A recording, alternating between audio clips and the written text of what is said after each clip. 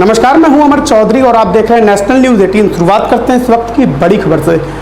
भारत में corona virus की महामारी लगातार बढ़ती जा रही है। वहीं उत्तर प्रदेश में हॉट स्पॉट सबसे ज़्यादा हो गए हैं, जबकि उत्तर प्रदेश की राजधानी लखनऊ सबसे बड़ा हॉट स्पॉट के रूप में निकल के आई है, जहां 22 हॉट स्पॉट मौके पर हैं। कहीं ना कहीं राजधानी वासियों की लापरवाही का भी खामियाजा सभी को भुगतना पड़ ना जाए।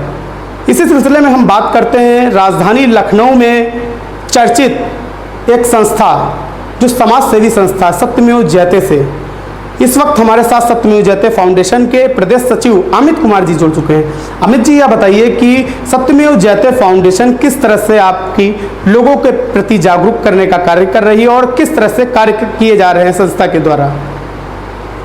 नमस्कार अमर जी, आज आपने हमें इस स्टूडियो में बुलाया, बहुत अच्छा लगा।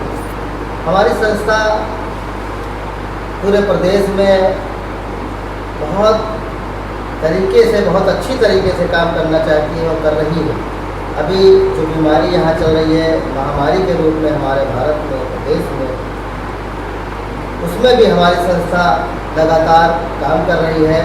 और अभी कुछ जगहों पे फल, राशन और जो भी ज़रूरत का सामान है वो पूरी संस्था जाकर के बांट रही है।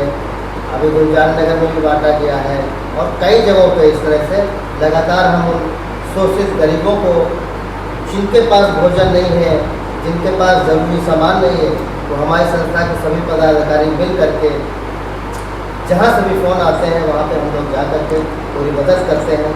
कोई हमारे प्रदेश का, कोई लखनऊ का भूखा न रहे, और ये हमारे उद्देश्य। अमित जी, जैसा कि आपने बताया कि आपके प्रदेश का और आपके लखनऊ का कोई भूखा न रहे, लेकिन अब बात आती है यहाँ पर सोशल डिस्टेंसिंग की, क्योंकि कोरोना वायरस का एकमात्र उपाय सिर्फ सोशल डिस्टेंसिंग और उससे अपना ही बचाव है। आपकी संस्था किस तरह से सोशल डिस्टेंसिंग पर काम कर रही है? हमारी संस्था जहाँ भी जाती है तो सोशल डिस्टेंसिंग का पूरा ख्याल रखती है। हम 1 मीटर से दूर लोगों को खड़ा करके ही उनको राशन वितरित करते हैं, और साथ ही जो हमारे पदाधिकारी हैं मास्क और साथ में जो हमारे ग्लव्स होते हैं वो भी पहनते हैं और अपना भी ख्याल रखते हैं। साथ में दूसरों को ये सुझाव देते हैं कि दूरी बनाकर रखिए, और जब भी बाहर घर से निकलिए या एक साथ बैठे हैं तो कम से कम 1 मीटर से ज़्यादा दूरी बनाकर, और मुंह को ढके कपड़े गोछे से या मास्क आपके पास उपलब्ध है। हमारी संस्था मास्क भी देती है, जो भी हमारे तैयार मास्क मिल जाते हैं वो भी वितरित करने का प्रयास करते हैं, जिससे लोग इससे बचे रहें इस तरह। अमित जी, जैसा कि सोशल डिस्टेंसिंग की आपने बात की, लेकिन कहीं ना कहीं किसी क्षेत्र में ऐसा भी नज़ारा देखने को मिलता है, जब मीडिया कवरेज करती है तो उस क्षेत्र में ऐसा भी देखने को मिलता है कि लोग वहाँ पर जमावड़ा लगा कर बैठे रहते हैं और लॉकडाउन का पूरी तरह से उल्लंघन करते हैं। इस पर आप क्या कहेंगे? बिल्कुल सही आप कह रहे हैं, ये समस्या कहीं ना कहीं तो आ जाती है, लेकिन ये हमारी संस्था इस समस्या का भी समाधान करने में जुटी हुई है। हम उनको घर घर जाकर के, हमारी संस्था के लोग हैं, पदाधिकारी हैं, घर घर जाकर के इस बात को बताते हैं कि सोशल डिस्टेंसिंग को बना कर रखिए। माननीय मुख्यमंत्री जी ने, माननीय प्रधानमंत्री जी ने जो बयान जारी किया है, जो अपील की है, उसका हम लोग पालन करवाने का पूरा प्रयास करते हैं और लोग जागरूक हो रहे हैं।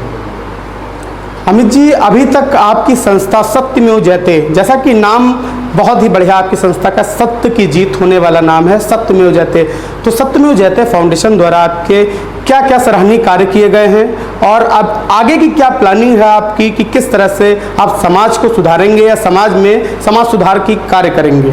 हमारी संस्था की ये कोशिश है, समाज में जो पिछड़े, शोषित, जिनको ज़्यादा से ज़्यादा ज़रूरत है, उनकी हमारी संस्था उनके लिए मदद करती है। साथ में अगर कोई गरीब कन्या है और उसके पास धन नहीं है, वो परेशान है, और हमारी संस्था को ये पता चलता है कि वास्तव में इनको ज़रूरत है, तो उनकी बेटियों की शादियाँ भी कराई जाती हैं।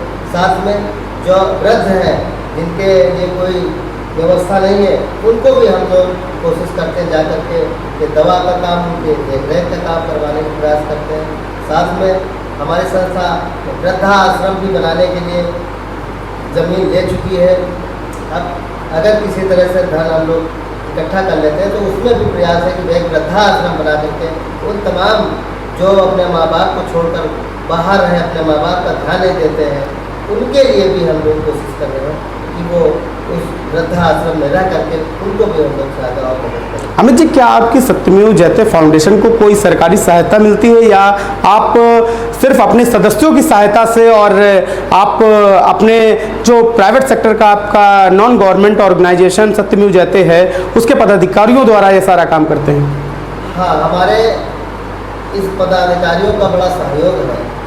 अभी हमसे किसी तरह की कोई सरकार मदद नहीं कर रही है, और अगर ये मदद मिल जाए तो हमारी संस्था और बेहतर काम करने का। लेकिन अभी हमारे पदाधिकारी, हमारे अध्यक्ष, हमारे उपाध्यक्ष, हमारे और जितने भी पदाधिकारी हैं वो अपनी तरफ से अपने पेट काट करके अपने घर से किसी तरह पैसा जुटा करके ये सारे कार्य कर रहे हैं।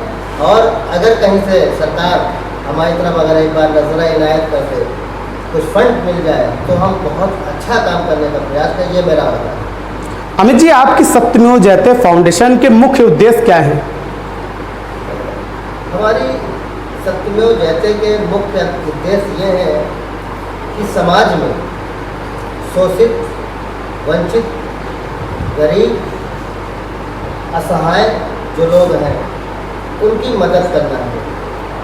अगर किसी किसान भाइयों की ज़मीन मुआफिया जो भूमाफिया होते हैं वो कब्जा कर लेते हैं और वो त्राह मच जाती है, उनके बच्चे भूखे मरने लगते हैं।